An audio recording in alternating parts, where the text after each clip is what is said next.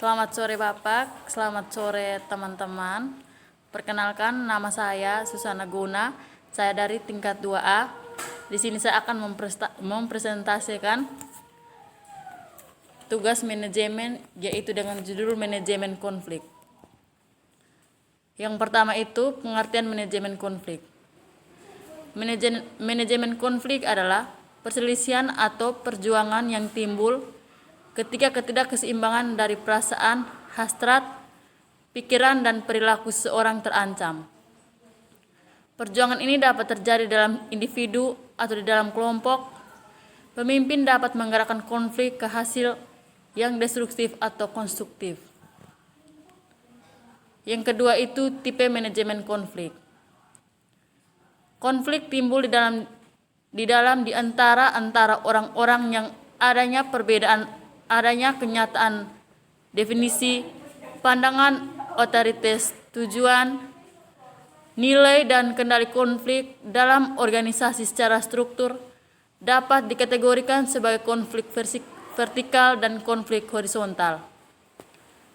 Konflik vertikal meliputi perbedaan antara pemimpin dan anak buah.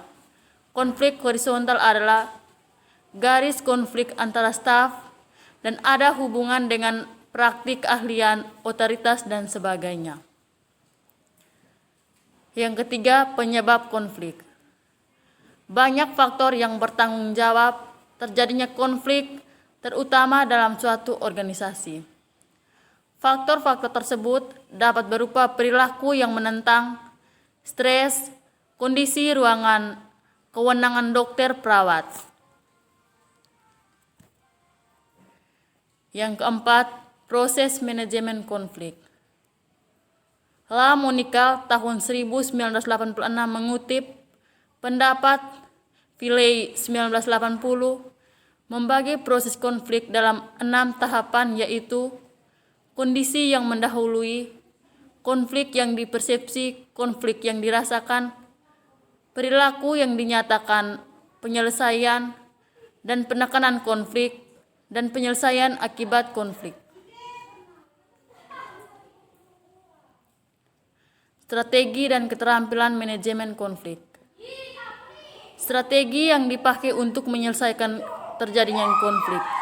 Strategi tersebut dapat menghindari kompromi dan kerjasama. Bentuk keterampilan yang dapat dimanfaatkan untuk mengelola konflik pada umumnya berupa kegiatan pencegahan. Penyelesaian konflik.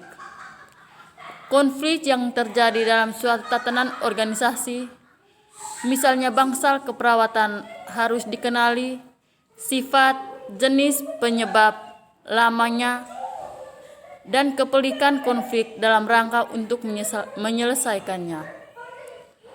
Yang berikutnya, pemecahan masalah dan pengambilan keputusan.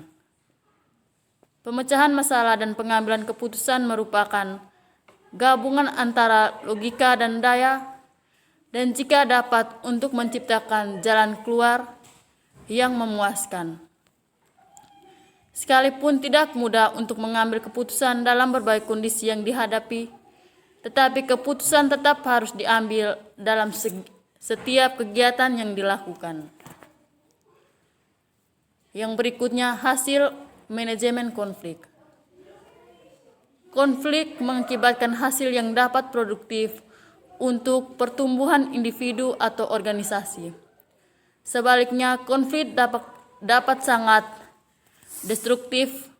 Mengenai 4 faktor utama yang menentukan hasil konflik, yaitu isu, kekuasaan, kemampuan menanggapi kebutuhan, dan komunikasi bahasa. Sekian dan terima kasih.